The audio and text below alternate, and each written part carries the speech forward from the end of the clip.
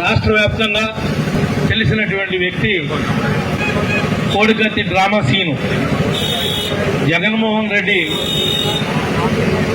ఏదో సింపతి వచ్చి మేలు జరుగుద్ది, ఆయన ముఖ్యమంత్రి అవడానికి ఉపయోగపడుద్దని కోడికత్తితో జబ్బ మీద చిన్న గీటేశాడు. ఎవడైనా ఈ రాష్ట్రంలో కోడికత్తితో పొడిస్తే చనిపోతాడని చెప్పే మగవాడు ఎవడన్నా ఉన్నాడా అని అడుగుతున్నాం. కోడికత్తి అనేది మహా ఉంటే 3 అంగుళాలు ఉంటుంది, దానికి ఉండే ఓస 4 అంగుళాలు ఉంటుంది. దాంతో అసలు ఎట్లా పొడుస్తాడు, పొడిస్తే మాత్రం ఏ విధంగా చనిపోయే అవకాశం ఉందో ఎవడన్నా చెప్పగలడా అని అడుగుతున్నాం.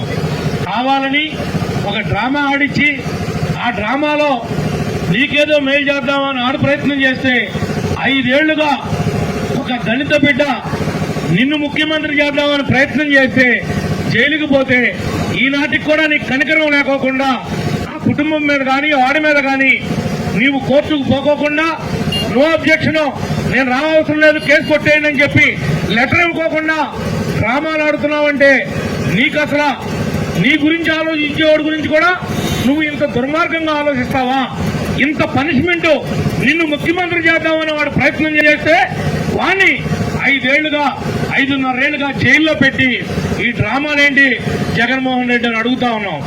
నువ్వు ఈ విషయంలో బేషరతుగా ఆయన గనక రిలీజ్ చేపించలేకపోతే రేపొద్దున మా ప్రభుత్వం వచ్చిన వెంటనే ఎవడైతే నీ మీద హత్యా ప్రయత్నం చేశాడని ఎన్ఐఏకి కేసు ఇప్పించుకుని నువ్వు డ్రామాలు ఆడుతున్నావో ఆ కేసును విత్డ్రా చేసుకునే వరకు కూడా మేము పోరాటం చేస్తామని చెప్పి తెలుగుదేశం పార్టీ తరఫున కోడికత్తి సీనుకి మేము సంపూర్ణ మద్దతును తెలియజేస్తున్నామని చెప్పి కూడా ఈ సందర్భంగా తెలియజేస్తా ఉన్నాం.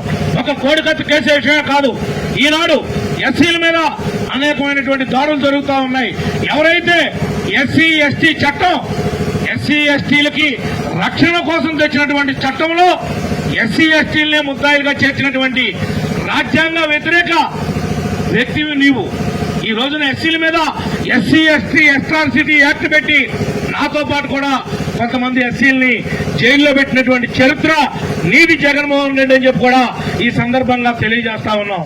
నీ పాపం పండింది, నీ రోజులు పూర్తయినాయి, నువ్వు ఈ రాష్ట్రాన్ని పరిపాలించేటువంటి నైతిక అర్హత నీకు లేదు అని చెప్పి కూడా ఈ సందర్భంగా తెలియజేస్తా ఉన్నాం.